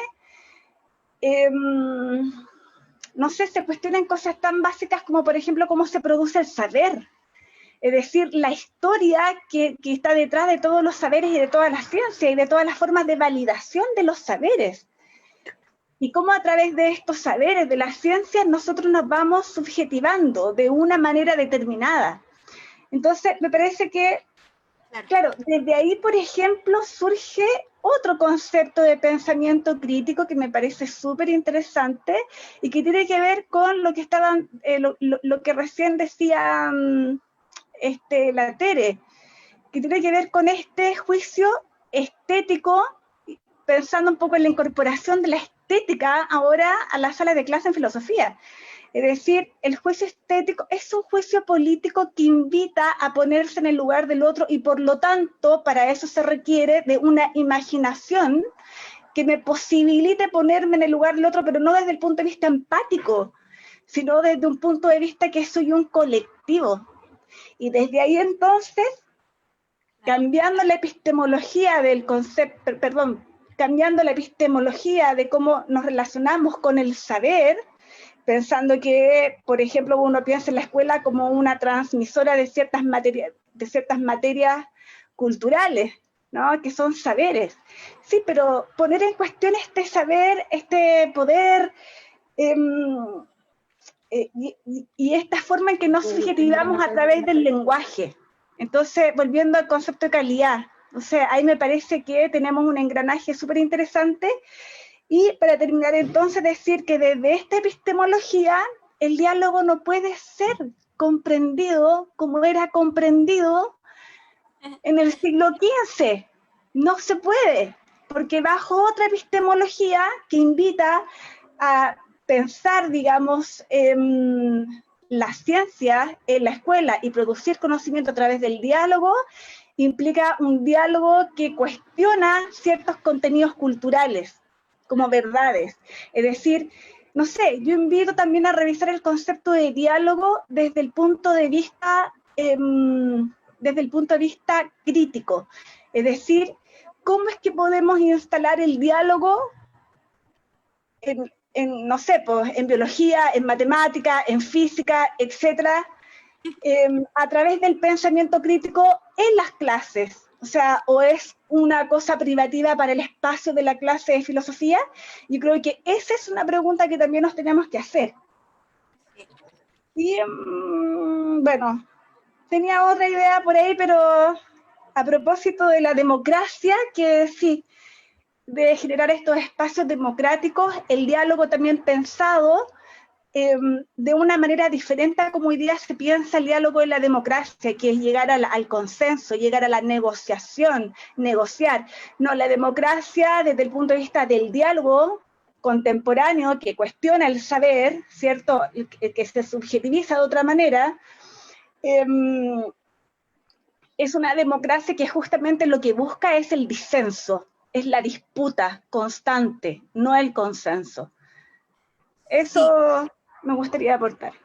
Una única precisión que yo le haría a Catherine a eso, que yo no sé si es tanto el conflicto constante, no sé si lo vería así porque podría sonar con muy mal marketing a propósito. Yo creo que más que el disenso constante es que la diferencia tenga lugar. Porque el consenso tiene esta cuestión mucho de homogeneizar todo y de invisibilizar también en esa acción universalizante. Entonces yo creo que lo que busca esta reivindicación del diálogo, que además lo expresa en su sentido originario como diálogos a través de la palabra, ¿cierto? Es un movimiento, una apertura hacia los otros, las otras, les otros, ¿ya? Y justamente implica que yo creo que la diferencia como que tenga ese lugar. Que es lo que reclaman las democracias actuales también, lo que demandan. Cerramos entonces con las palabras de Leo, Marcia, el saludo finalizante, y Araceli. Leo, por favor. Sí. Yo voy a alargarme. No. Oiga, pero ¿cómo? Mira, me parece que hay un concepto que es súper importante igual, sobre todo considerando a nuestro actual presidente. El señor Piñera en algún momento dijo que la educación era un bien de consumo. No sé si se acuerda cuando dijo eso. Era un bien de consumo. Eso es hoy día, ¿cierto? Cuando hablamos de una educación de calidad, hay que entenderla en esa lógica, ¿cierto? Como un bien de consumo. Entonces, dentro de esa lógica, si no es un bien de consumo, por lo tanto, entonces, ¿qué sería? Entonces ahí, claro, hemos ido definiendo una serie de principios que van como moviendo hacia un lado esta idea del bien de consumo del modelo. Yo quería también poner en cuestión un concepto que me parece que igual es interesante y que va muy asociado a esto, que es la idea del producto. Si es que efectivamente la educación es un producto, porque por ejemplo por ahí la Tere plantea la idea de la creación. Yo me acuerdo cuando estaba en la universidad, yo tenía un ramo que se llamaba modelos de comprensión y producción de textos. Y yo decía producción de textos, qué feo es la palabra producción a veces. Y no creación, pues yo decía, ¿por qué no es producción y creación de textos? Es más bonito, por último, el creacionismo, Huidobro, no sé.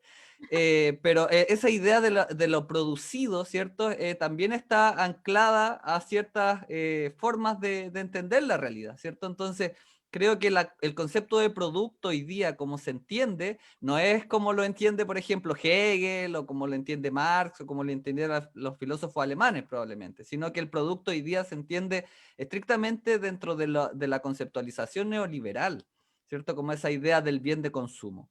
Y ahí yo creo que también hay un concepto que se podría disputar. Y en ese sentido creo que hoy día cuando se plantea también esta idea del bien de consumo se ve como un objeto útil, ¿cierto? Y también Tere creo que ha sido bastante enfática muchas veces en decir que a veces la educación no siempre es útil, ¿cierto? ¿De qué sirve una flor en el fondo? ¿cuál es la utilidad del ser humano? El ser humano también puede ser inútil, ¿cierto? Entonces, también ahí traer el concepto de la utilidad, y ahí quería señalar una cita de George Bataille, así como que ya habíamos citado, pero Bataille dice, a propósito del sentido de la palabra utilidad, ¿cierto? Dice, cuando el sentido de un debate depende del valor fundamental de la palabra útil, es decir, siempre que se aborda una cuestión esencial relacionada con la vida de las sociedades humanas, sean cuales sean las personas que intervienen y las opiniones representadas, es posible afirmar que se falsea necesariamente el debate y se elude la cuestión fundamental. No existe, en efecto, ningún medio correcto, considerando el conjunto más o menos divergente de las concepciones actuales, que permita definir lo que es útil a los hombres, dice Bataille. O sea que en el fondo, esta idea también que está anclada, ¿cierto? Que la educación tiene que ser útil. ¿Útil para quién? ¿Útil para quién? ¿Cierto? Para los empresarios. Entonces, eso a nosotros nos da mucho esa idea de que educar para el mundo del trabajo, es educar para quién, para salir a ser explotado. Esa es como la idea, ¿cierto? Y creo que ahí, respecto a la idea de la emancipación, a mí me gustaría también traer el concepto y a propósito de Marcuse, ¿cierto? La idea de la alienación, y cómo de alguna manera, ¿cierto? De esta alienación, esta enajenación, es como la contraparte, ¿cierto? De la emancipación, y lo que busca, ¿cierto? De alguna manera la emancipación es salir de esta situación de enajenación que nos produce, ¿cierto? El sistema capitalista y en su versión neoliberal, en su versión chilena, ¿cierto? Muy chilena, en la versión neoliberal. Entonces, creo que, y para terminar la última idea, que lo fundamental, y también tomando un poco de Araceli, es esa idea de entender la relación que está puesta ahí en la construcción de la educación, ¿cierto? ¿Cuál es la relación que se establece?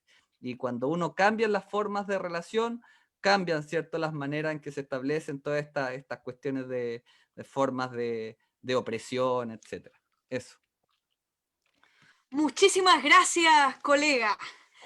Araceli, perdón, Marcia. No, la de Marcia, no me votes la Marcia. ¿Me escucho? ¿Me escucho? Sí, te escuchas. No me van a poder ver porque algo le pasó a mi cámara, pero no importa, recuérdenme. Yo, disculpen por haber llegado tarde, los estuve escuchando y solo voy a tomarme de las últimas palabras. Hablaron de utilidad, hablaron de vivir, hablaron de repensar.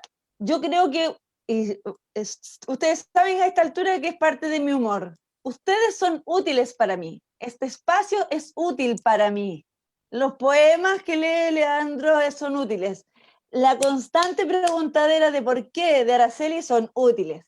Esas frases tan pensables de Tere también. O sea, este ir al concepto de Catherine también. O sea, los tengo pillado a varios. Entonces, pero son útiles para mí. Son útiles para mi vivir. Y no quise meterme en definiciones, pero también pensé que educar para el vivir no es algo tan complicado. Porque yo vivo por lo que hago. Me siento feliz con lo que hago. Entonces, educar para eso. Y es tan personal que ponerme a medirlo o ponerme a buscar el concepto preciso que me define, esa precisión tenemos que soltarla. Porque esa precisión habla del enfoque clínico que hemos tenido en nuestra larga y angosta franja de tierra. Me salió horrible. Esa la hemos tenido. Nos creamos médicos, buscamos la receta. Quisiéramos que alguien viniera y nos escribiera la frase tal cual, para nosotros repetirla y aprenderla. Eso tenemos que soltarlo, porque eso nos sirve. Hay gente que me debe decir, ¿por qué no te quedas todo el rato en la reunión cuando yo te necesito? No, yo tenía que venir a meterme un rato a ustedes. Tenía la mitad de la oreja aquí. Entonces, eso, cuando nosotros somos capaces de mirar a las personas con las que convivimos en la escuela y darse el espacio de aprender, de vivir, de ver cómo estamos viviendo, si eso lo logramos definir en la Constitución, vamos a hacer los topísimos jaguares. El mejor gato doméstico de Latinoamérica, porque son la mejor raza. Así que yo creo que hay que soltar el pensamiento crítico, y te molesto, Catherine, es de filosofía, no es de todos lados. Yo tengo que preguntar de dónde salió la teoría que me está diciendo el profe que definió los pesos específicos de la tabla de elementos, de esa cuestión, ustedes saben. Entonces, tengo que ser capaz de poder cuestionar todo, y tengo que poder ser capaz de disfrutar de todo. Si hay alguien que es científico, por Dios que le va a gustar que explote el tubo de ensayo en el laboratorio. ¿Qué pasó hoy día? Explotó. Va a ser divertido. Entonces, yo creo que Araceli nos viene diciendo hace rato, la educación tiene que ser divertida. Y divertida porque a mí me gusta, hay días que me va a gustar bailar, pues hay días que no. Tengo que tener una gama de diversión. Y eso quería pedirles, soltemos tanto concepto, los eché de menos todo el rato que no estuve, y nada, pues, hay que ser útiles para alguien. Pregúntense hoy día si fuimos útiles para alguien. Para mí sí, y para mi vivir también este año. Ha sido genial. Así que piensen para qué les son útiles a ustedes a sus alumnos. Pues. Muchas gracias, colega. Un abrazo grande al sur. Yo igual soy de disputar esa utilidad. Se entiende Sí, yo muy como también. económico productivo nomás, pero, o sea, ¿por qué una flor no podría ser útil? ¿Por qué para ser admirada, por ejemplo, no podría servir para eso? Creo que efectivamente hay que disputarlo. Araceli, por favor, póngale. Yo pensaba decir una cosa, pero yo pensaba decir una cosa, pero voy a decir otra. Yo quedé muy emocionada con tu expresión, Tere, cuando hablaste de la gente mayor de 50 años, porque yo tengo mucho más de 50 años, tengo 78. Entonces, y yo quiero mucho a mi cuerpo, siempre lo he querido harto. No. Y para mí es muy importante, ¿sí? Yo no salgo de mi casa sin mirarme al espejo, para que sepas. Aún hoy. Y sin ponerme perfume, tampoco. Uy, no cualquier cosa. Porque yo creo que eso es parte de mi ser. Y eso es lo que yo les transmito a mis alumnos en la escuela, a mis estudiantes en la universidad y a toda la gente con la que ando. Entonces, para mí, lo más importante, y yo estoy de acuerdo con lo que dice Marcia, yo en estas reuniones lo paso súper. Yo discrepo con muchas cosas de las que dicen. Me da lo mismo. O sea, para eso es la reunión. ¿Sí? Entonces, yo he aprendido muchas cosas con ustedes. Y porque además, como yo tengo unos líos culturales muy fuertes, porque yo no soy de aquí, porque yo me crié en otros lados, porque yo he vivido en muchos lados distintos, ¿sí? Entonces, para mí, esto es volverme a involucrar después de 17 años en la benemérita cultura chilena, que no ha sido siempre muy buena conmigo, pero no me importa, o sea, yo aquí estoy, ¿sí? Entonces, para mí eso era lo importante. Iba a decir otras cosas, pero me da lo mismo, o sea, ya no las voy a decir, será la próxima vez, porque eran unas cosas muy académicas y muy pesadas. Entonces, no. Va a recibir a través del Reprofit un paper que estoy terminando de escribir, que me parece muy importante que todos lean y lean Reyes, ¿ya? Que tiene que ver con esto del cuento del método de enseñanza que nunca nos contaron, porque al final de eso se trataba, lo que iba a decir, que tiene que ver con todo lo que hemos hablado de cómo hacemos los maestros, de qué hacemos, de qué no hacemos, ¿verdad? Tiene un nombre maravilloso, se llama enseñar. Muchas gracias, chicos. Muchas gracias a ti, Araceli. Sin duda alguna también hemos aprendido muchísimo de ti y esperamos que así siga siendo en este espacio. Todos puros corazones aquí. Los corazones no se ven en la transmisión, pero yo se los cuento. Aquí hay muchos corazones en las pantallitas. Sí, yo creo que es tan significativo también, me pareció lo que decía Marcia. Anoche estaba leyendo a Quijano, bueno, no, en realidad a la Rita Segato sobre Quijano, pero me impactó tanto de verdad que hasta soñé con eso. Tuve un sueño muy extraño. Y también hoy día escuchaba justamente en una clase de la Rita cómo se hablaba como de esta constitución, ¿cierto? Tanto del espacio público como de lo académico, el saber, lo formal, como este espacio que tiene que ser necesariamente serio, que donde ella contaba que ella incluso la miraban mal afuera porque gesticulaba mucho y no, que había que tener las manos aquí, como que está todo normado, como que no hay lugar a la diferencia en el fondo, ¿cierto? Y claro, también me hace mucho sentido que no tenemos por qué tampoco replicar eternamente esas lógicas, tampoco en nuestro modo de producir saber.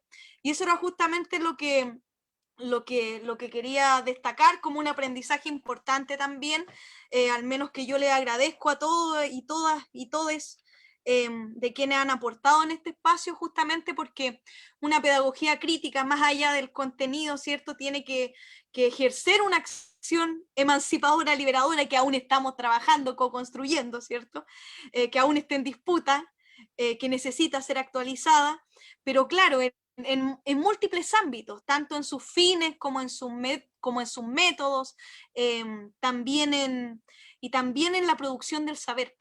Eso es súper importante y yo creo que igual desde Reprofich valoramos muchísimo este espacio por eso mismo, porque es otro modo de producir saber al cual no estamos habituados y al cual no se nos suele dejar tiempo, ¿cierto? Que esta acción cuando vino Cherletti también y nos decía como este acto de pensar en colectivo es un acto de resistencia, porque es distinto, es otro modo de producir el saber, más que desde la genialidad y la oficina, ¿cierto? Y las burocracias correspondientes. Entonces, agradecer a todos y todas nuevamente que se den el tiempo. Leo, ahí se ven los corazones. Vamos a tener que tener un set de reacciones. Así que se les agradece. Ya yo creo que me da la impresión que le vamos a tener que dar otro laboratorio más. Otra vuelta, sí. Sí, porque quedaron varios temas ahí en debate, incluso el del pensamiento crítico. Yo no soy muy fan, yo voy a disentir el próximo laboratorio. Así que ahí nos vemos, nos encontramos nuevamente compartiendo ideas. Muchísimas gracias. Tere, no tengo nada con qué equipararte, pero lo puedo hacer con algo de esto, ¿cierto? Muchísimas gracias a todos y todas, que estén muy bien. Gracias a lo que nos permite la tecnología. Chao a todos. Chao. Chao, chao. Que estén bien, cuídense.